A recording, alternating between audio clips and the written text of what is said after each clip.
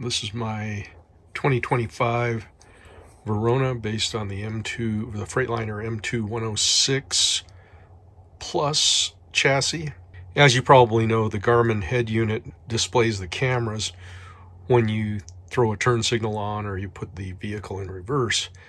But other than that, it's very cumbersome to see what you're towing or what's behind you any other time.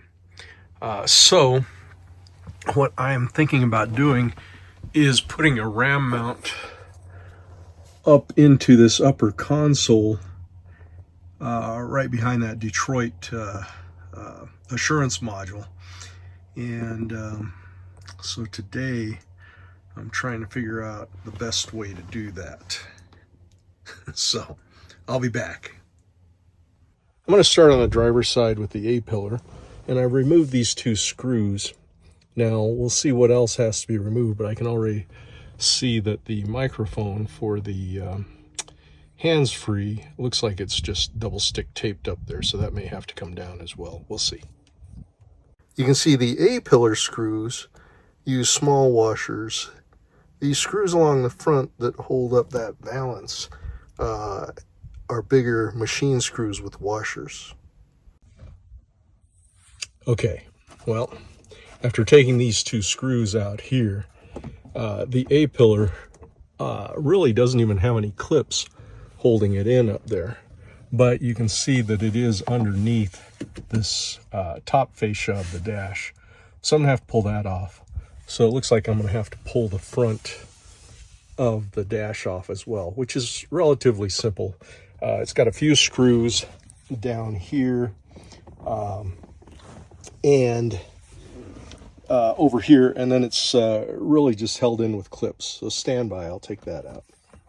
We'll start this by removing the Garmin radio faceplate, and this other trim plate is really not held on by much. There we go. It just pops right off. So we'll put those somewhere out of the way. And the other thing that has to come off is the brake button. So that just unscrews, and it's got little notches so that when you put it back on, it's held in the right spot. So that just unscrews. Now, that entire dash fascia will just come right off. Okay, it's just held on with little clips. Okay, now this piece has to come off before we can remove this part over here. So that's just held in with snap clips, but you will have some electrical connectors for the USB ports, the cigarette lighter, and this power outlet. All right, so here you can see the power connectors, and they just unplug for those three items. And you can see these little white clips are on these little plastic extrusions, and they just snap into these little rectangular holes. So that comes off pretty easy. But now what you can see is up here, if you want to remove this piece so you can take off the top part of the dash so you can get the A-pillar out, you have to take out these two Torx screws, and then this will pop out, and it's got some similar clips like this. Okay, and those screws are just a little bit, they have just a little bit bigger washers than the ones holding on the A-pillar covering. All right, and here, this is the front. It goes like this. And so those clips pop up in the back after you take these screws out, and you take it right off. Now, what I noticed is whatever gorilla worked on this, whether at the factory or afterwards, they had broken off these little white clips. They're missing, and the plastic was cracked and bent over here, but I was able to straighten that out a little bit by hand. And I've ordered some new ones of these white clips.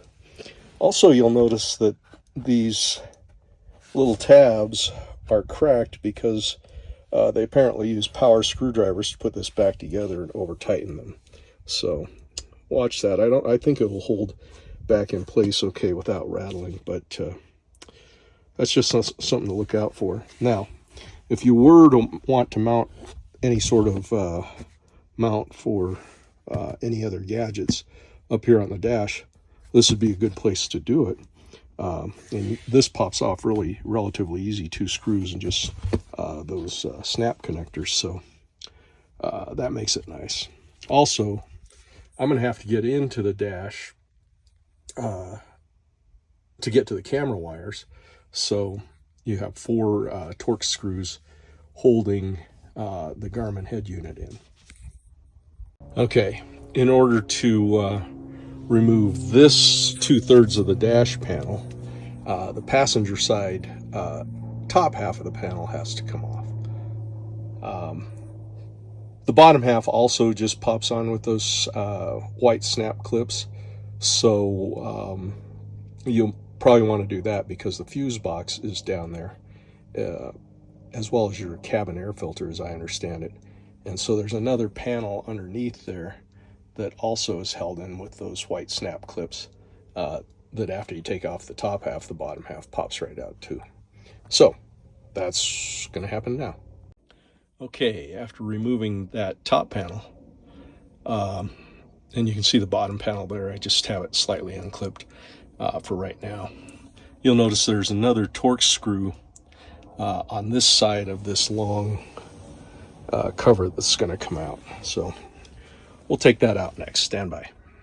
Incidentally, as I go along and pop this loose, as I encounter areas where those white clips are holding things kind of tight, I'm using my trim tools. Got this little collection. It was pretty cheap off of Amazon. And of course I have my supervisor here, so I have to do things carefully. Okay, as you can see, I'm getting quite a collection of parts, so I'll have to take those back and put them somewhere safe.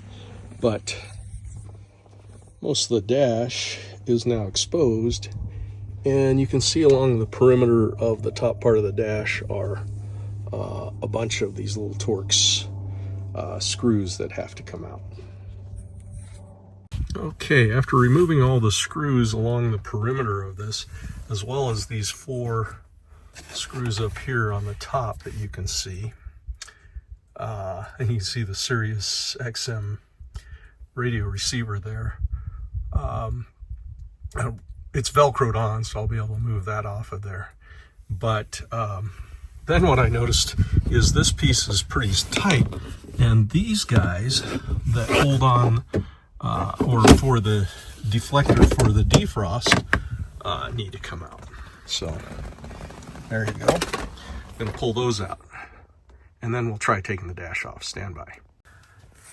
Okay, after moving that little trim piece over the defrosters, I noticed there's screws all along here. You can see them right in here that hold the back part of this dash piece on. Incidentally, the same guy who removed this dash before apparently lost all the white clips that go back there. So if you hear rattling, I don't know if that happened at Renegade or at Freightliner when they were doing the repair on this vehicle, but we'll have to replace all those. Okay, in addition to the 6 screws back along there, these 4 up here, and several on the front of the dash, you also have these little plastic dowels that help, I guess, center the dash there in place. And then I believe there's probably still some more clips holding this dash on as I go through here. So I'll let you know once I figure it out. Okay, just a couple things. If you're going to do this, start taking your pieces off from right to left rather than left to right, because they all seem to interlock in that direction. And when you go back, you can go left to right. The Sirius radio module, they ran the cable through a hole here, so I ended up having to loosen up the head unit before I really wanted to, so that I could take it out and unplug that one. Okay. Other than that, you can see this front dash panel comes right out. Okay, and for those of you wondering, the Sirius radio is this odd-shaped 90-degree plug here. Okay, and you can see a lot of other connections. See, this screw is loose. It's loose because there's nothing to screw it into, so they just plug it in there. So if you have a loose connection for something, that could be why. All right, so there are no white clips holding the dash cover itself in, just screws. Once you get them all out, it pops right out. And that's what you're left with. And you can see all the routing of all the wires. Here's that Sirius XM module. They just have Velcroed to the top there. This looks like a GPS antenna running over there. I can see some of those white clips that they lost when they pulled out that defroster section, and some other garbage. So we'll get this cleaned up, we'll run our wires and put everything back together.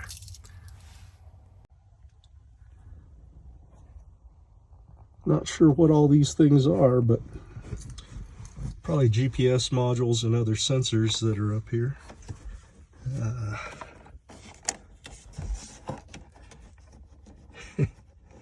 Along with a lot of construction debris. Here's one of those white clips right here. Some of them were probably lost down the defroster holes. There's another one I see over there. But there were about 10 of them missing, so who knows where they all are. Looks like they dug into some wiring here when they were doing that repair work. So I'll try to trace back where my power got lost for my this power connector here, which is my 12 volt 10 amp port, while I'm in here. Oh look, there's the CB antenna booster right there. Okay, so I took the air horn lanyard off. That's a T25. I took off the visor. Wasn't sure if I really had to do that or not, but it appears since they had blue Loctite on them, they're going into metal. Took out the long machine screws that were here, and it looks like I'm going to have to remove these clips as well as these clips, or these screws. There's 5 of them up there holding the cubby in. So we'll see what we have then. Okay, a little progress update. I took all the screws out along the top of the cubbies, as well as all the screws out along the visor area. And you'll note that there's one little screw over here and probably one behind that pillar cover over there. And I think this whole thing's going to come out. But beware, I think it's kind of heavy. And if you have a supervisor out there, they're not going to be much help other than cushioning that thing from coming down. So you may want to ask it to move. Okay, take care. Okay, indeed, those 2 little tiny machine screws on either side were the only thing left holding the unit in. You'll notice the wires hanging down are for the CB radio. There's also the CB radio antenna there. And one thing that I would say you should take out first is this light. There's a single Phillips right in the middle there, and that loosens this light. Then you can disconnect that one cable, the larger connector, and then that's the only thing left holding that unit in up there. And it is heavy, so you might want some help when you take that out. I was able to get it out myself without breaking anything, but it is kind of a heavy unit. Now, where I was planning on mounting that ram mount was on the back side of this area here. So, for those of you wondering where all the metallic particles and stuff come from on your dash occasionally, especially when you're on bumpy roads, at least that's what I was wondering, you'll notice that there's a lot of construction debris in here from when they cut the top off the cab that didn't get cleaned out, and that's been falling down ever since. So there you go. We'll clean that all out before we put it back up. On further review, there are 1, 2, 3, 4, 5 extra connectors up here. I'm wondering if those were for cab lights, if this didn't have the extra piece up here. So anyway, more on that as I learn more. Oh, by the way, if you wanted to see how the cap is connected to the cab roof, looks like self-tapping machine screws every couple of inches all the way across. Okay, so got the ram mount in place. I used 1024 machine screws with T25 Torx heads and self-locking nuts or nylock nuts on the backside. Be sure you get long enough machine screws. I had to go back to the hardware store because I got 3/4 inch. I thought, oh, that'll be plenty. But between the thickness of the ram mount and the thickness of the plastic, I needed 1 1/4 in some places. So there you go. I was able to mount my ball mount in the ram mount, and then in this ram I custom made a ball to fit my Wolfbox mirror dash cam monitor, and we'll see how that works as a dedicated monitor that also records front and rear in 4K. I may still go back to a Voyager monitor. Looking at the back of this upper console is kind of interesting. You can see there where the ram mount is. But as you go along here, one of the things I didn't know is going into the cubbies, you have these little rubber escutcheons where you could put electronics in there of some type. This is where the CB radio antenna and power wire comes in. And then there's one over here on the driver's side as well. So keep those in mind, might be able to use those sometime. Just one correction to an earlier statement was this connector for your lights does not come through that hole back there. It actually has to be snaked through a little tiny hole up here prior to buttoning everything back up. Otherwise you'll be like this and having to take everything back down again. So that's the only way to get enough slack on that wire. And there's actually no hole in the cubby to go down there, and I certainly didn't want to cut any holes, so I took everything back down, or at least half of it back down, so I could snake that wire through there. Anyway, that's done now. Hey everybody, here's the ram mount I put in yesterday, and as you can see up here, I have a little Voyager 7-inch monitor, and I just hung that from the track. And here's my wire that I ran down the pillar over here, and then across the dash here. And that wire has all the trigger wires, power and ground, and the camera connections for 3 different cameras. So I just guessed, I took the camera 1 input off the Garmin, which is this mess, and they're using a power and ground off of that cable, as well as doing an RCA conversion to plug into the back of the Garmin head unit. So at any rate, I just disconnected that one that goes to the rear camera and use the Voyager connection to connect up to this little monitor up here.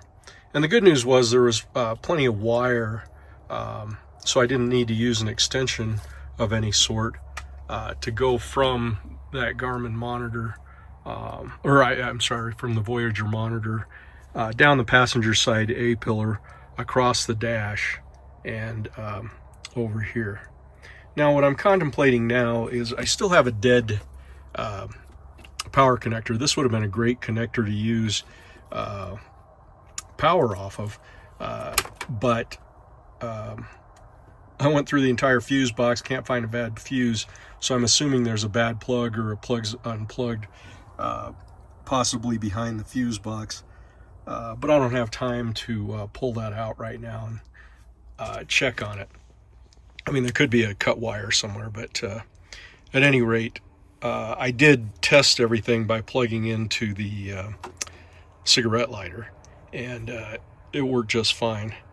And I think, although I could tap into one of the unused fuses on this box down here, because it seals up, I'd have to drill a hole in the side, and I don't know how that messes with warranty issues.